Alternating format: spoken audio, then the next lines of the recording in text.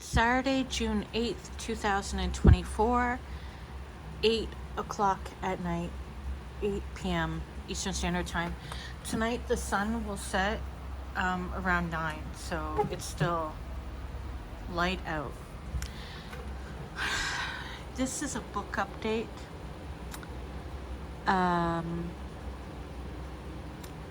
As I mentioned in a previous video months ago, what I did an end of the year, I think,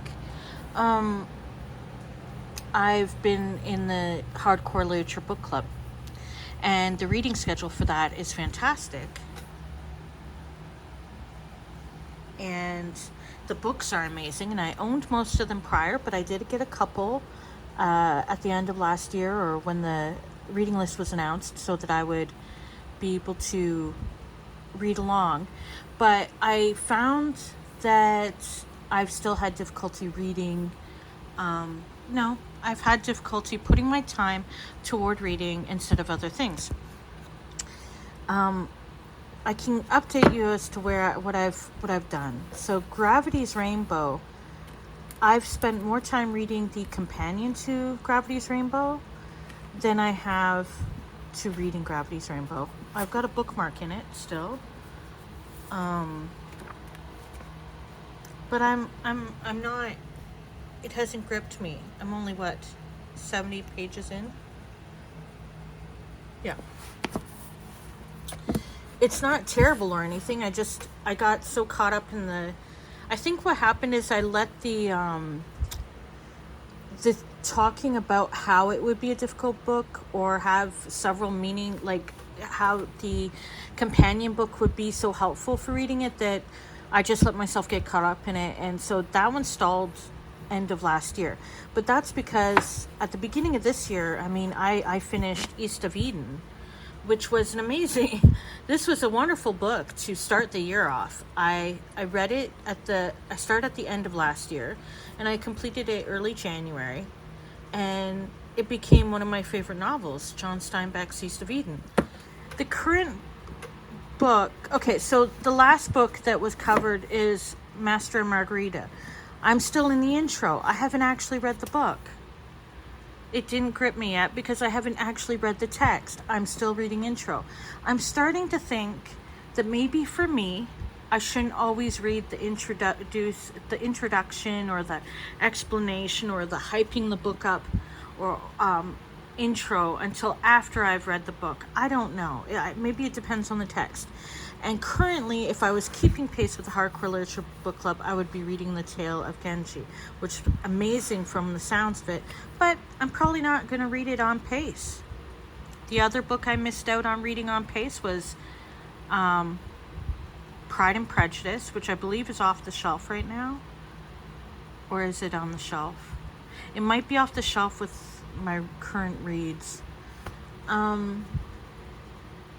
Yeah, and basically I feel like there's this hunger to just read what I want, to mood read. Sunday, June 9th, 2024. I wanted to go over the books I've read so far this year, and I'm going to go in recent order.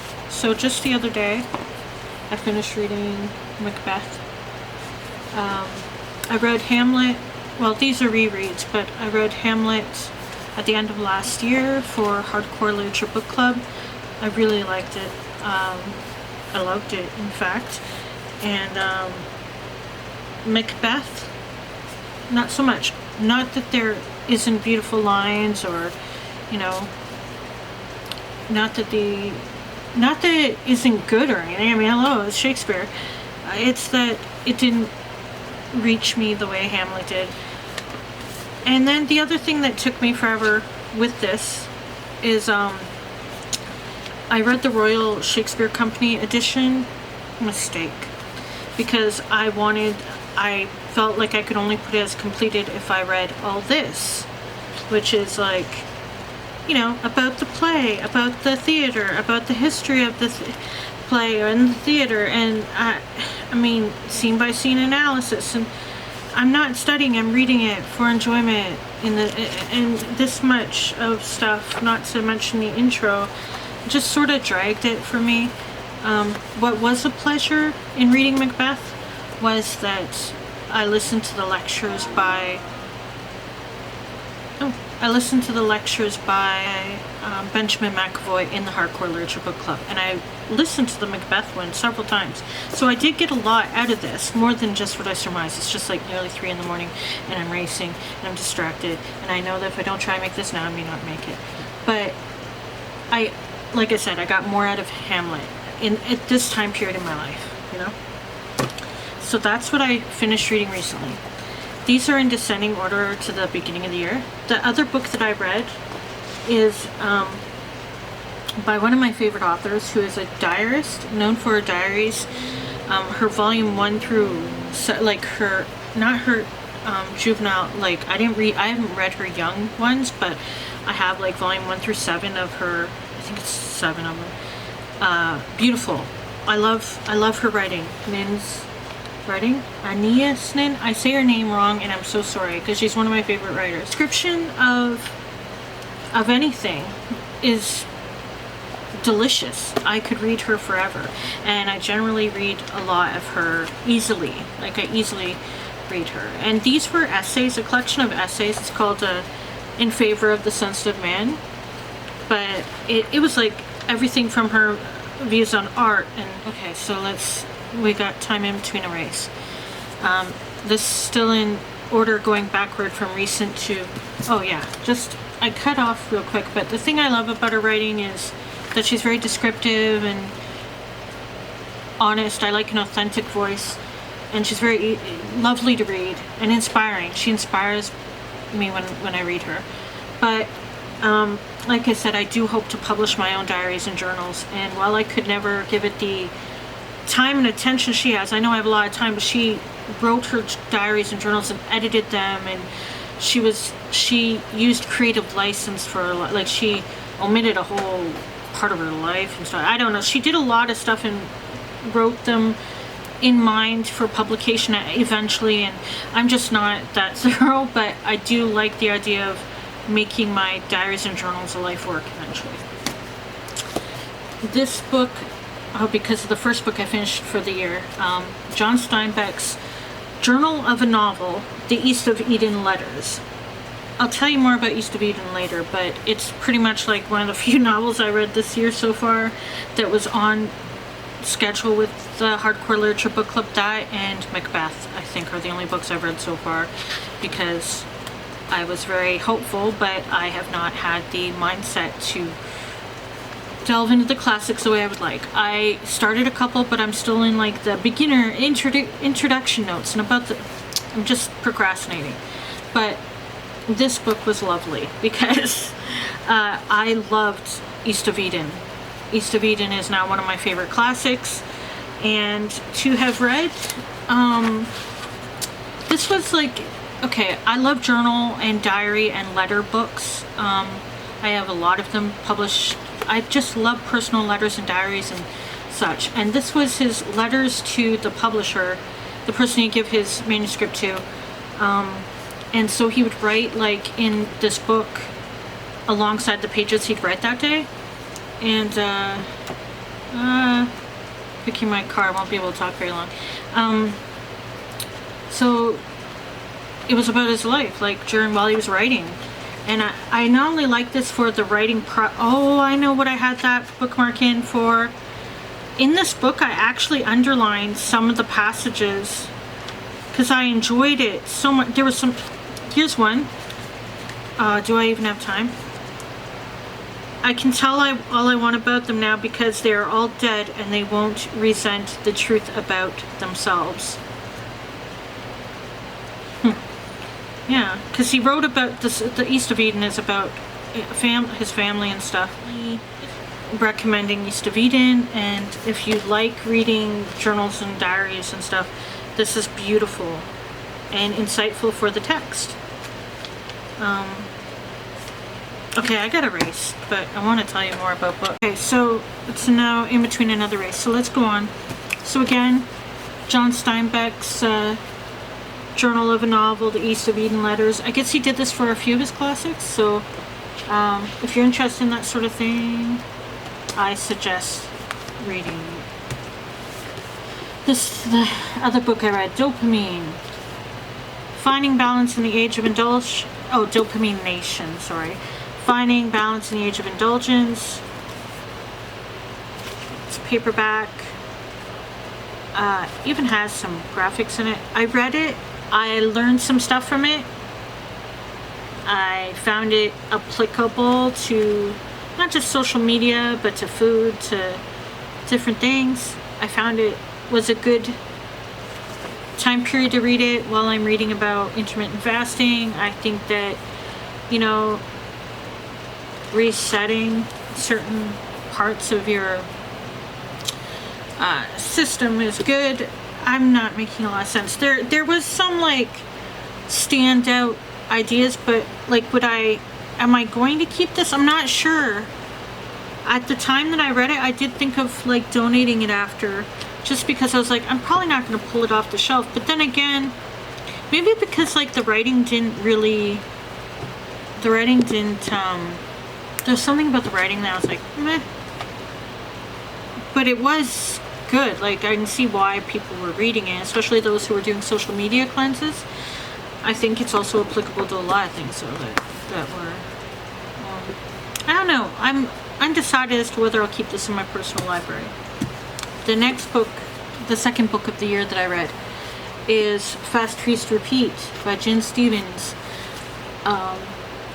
Simply put, I've been listening to this one on Audible as well. I don't count my Audible books as read books, even though like last year The Atomic Habit would have been on my list, and Mythos by Stephen Fry would have been on there countless times. It's just that I don't track my audio listenings. I don't not count those as books if people count them on the reading list. I just personally prefer to only count books that I read in text, so in paper. I'm really into this. I listen to this book, the Audible of it, almost every night lately, because I'm really into intermittent fasting. I'm still I'm adapting all over again, but I've been on a fasting regimen for a bit now, and it's working, but it's taking time. But this is a great book if you want to learn about intermittent fasting. Fast Feast Repeat is fantastic. I'm going to be referring to it probably often, and I'll probably reread it, so I'm keeping this.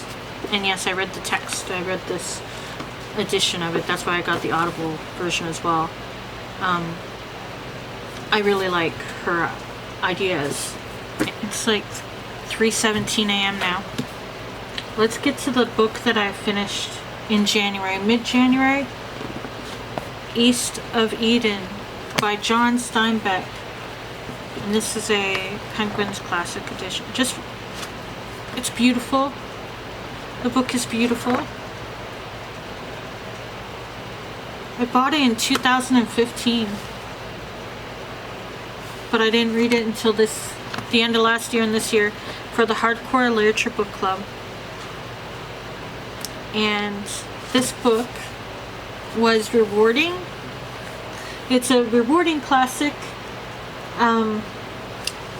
When you get into it, it's so good. It's well written. It's moving. There's definitely me reading it while thinking about, ancestry kind of stuff. It's sad, but it's also like, I liked what he did here. I liked